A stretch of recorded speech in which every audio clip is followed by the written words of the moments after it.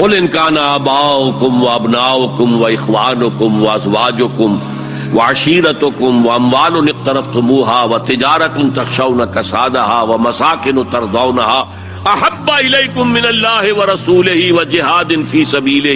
فتربصوا حتی یاتی اللہ بامرہ واللہ لا یہدی القوم الفاسقین۔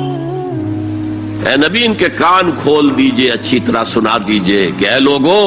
اے ایمان کے دعوے دارو، اگر تمہیں اپنے باپ، اپنے بیٹے، اپنے بھائی، اپنی بیویاں یا بیویوں کے لیے شوہر اور اپنے رشتہ دار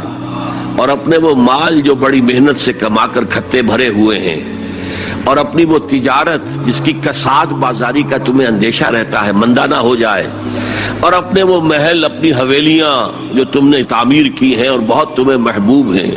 انہیں خوب فرنش کیا ہے، اگر یہ 8 چیزیں